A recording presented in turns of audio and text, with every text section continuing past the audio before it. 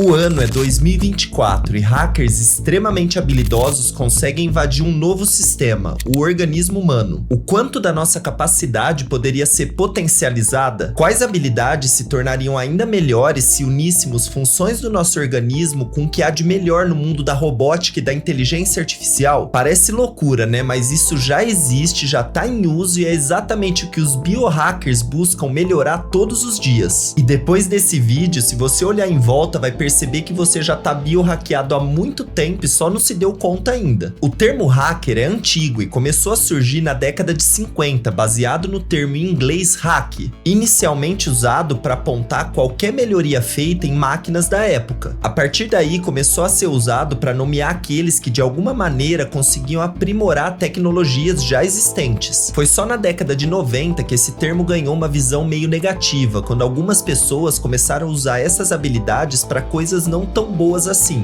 Mas com o passar do tempo e o desenvolvimento da tecnologia, os desafios foram aumentando, e pessoas acostumadas a criar soluções e avanços voltadas para computadores e sistemas pensaram: por que não unir corpo humano e tecnologia? Foi aí que surgiram os biohackers, uma divisão de hackers focados em transformar humanos em ciborgues. Peraí, ciborgue não, né, Pido? Agora já tá parecendo filme de ficção barato. Nem tanto, se a gente parar para pensar no significado das palavras tecnologia e ciborgue. Tecnologia é tudo que foi, é e será desenvolvido para tornar as nossas tarefas mais fáceis, aumentando a nossa capacidade de realizar elas. A própria descoberta ou criação da roda foi um avanço tecnológico. Não se sabe bem quando isso aconteceu, mas imagina como a vida melhorou com ela, o quanto passamos a economizar de força física, ou olhando de outro ponto de vista, o quanto ela potencializou a nossa força. Para Donna Haraway, bióloga e filósofa, em seu livro Manifesto Ciborgue, todos nós somos um pouco ciborgues, já que dependemos inteiramente de itens fabricados e desenvolvidos pela tecnologia. E ciborgue é isso, seres humanos que utilizam no seu dia a dia coisas que não são naturais, desde uma simples roupa com tecido antitranspirante até um aparelho auditivo que devolve a audição para alguém que de alguma maneira perdeu essa habilidade. Se te falassem há 15 anos que existiria uma caixa de som que controlaria praticamente todas as funções da sua casa, você iria rir da pessoa. E não é que existe mesmo? E a gente não pode esquecer o que pode ser trocado dentro do nosso corpo. Próteses de titânio que substituem partes de ossos, dentes de porcelana implantados no lugar de dentes originais. É muito fácil ter algo não natural no seu corpo hoje. Mas quando pensamos em acessar funcionalidades do nosso organismo para aprimorar ou para substituir, tem duas vertentes que a gente tem que analisar. A vertente da medicina, que possui regulamentação, pesquisa, procedimentos para evitar rejeições, infecções, pré e pós-tratamentos, enfim, uma gama enorme de protocolos que regem essas modificações. E a segunda vertente, que diz respeito às modificações feitas sem nenhum acompanhamento médico, como implantes de microchips voltados para o armazenamento e automação de informações, ingestão de substâncias que prometem potencialização cerebral, piercings e implantes subcutâneos para modificação de aparência. Novamente, uma enorme variedade de modificações que não passam por aconselhamento médico anterior. Óbvio que cada um faz o que quer do seu corpo e eu não tô aqui para ditar regras. Mas uma coisa é fato, nas duas vertentes, ao acrescentar qualquer coisa no seu organismo, você tá mexendo com um equilíbrio que demorou anos para ser conquistado, e isso tem consequências, boas ou ruins. Mas e se a gente pudesse controlar um computador com a mente? No dia 28 de janeiro de 2024, o bilionário Elon Musk, por meio de uma de suas empresas, a Neuralink, anunciou o primeiro implante de microchip cerebral com a intenção de permitir que humanos pudessem controlar aparelhos eletrônicos só com pensamento. O dispositivo, chamado de Telepathy, foi implantado por meio de cirurgia robótica, que não deixa de ser uma extensão ciborgue do médico que controla o robô. E os testes foram autorizados pela FDA, o órgão regulatório americano que equivale à nossa Anvisa. Segundo ele, o paciente se recuperou bem e os testes iniciais mostraram captação de sinais bem interessantes, e que o desafio agora é potencializar essa transmissão de sinais. Imagine escrever um texto inteiro só pensando nele enquanto o computador digita ele para você, ou trocar ideia com uma inteligência artificial na criação de um projeto de engenharia, explicando para ela em tempo real o que você espera desse projeto e fazendo as correções também em tempo real. Para Musk, isso é super possível e tá mais perto do que a gente imagina, e ele promete avanços enormes nessa área em pouquíssimo tempo. Agora, imagina sair para trabalhar trabalhar e ao invés de levar carteira, cartão de crédito, crachá da empresa que você trabalha, cartão de visitas e mais um monte de coisas que só ocupariam espaço, você levasse só a sua mão. Seria perfeito, né? Principalmente pra mim que perderia metade. Essa possibilidade já existe. O implante de microchips embaixo da pele já é algo bem comum. Na Holanda, pessoas já estão efetuando pagamentos por crédito somente aproximando a mão do leitor da maquininha. É o pagamento por aproximação com o uso de microchips instalados dentro da mão. O acessório não requer bateria e nem fonte, tem total aprovação do órgão regulatório do país. E não pensa que isso é só na gringa que tá rolando, não. Milhares de brasileiros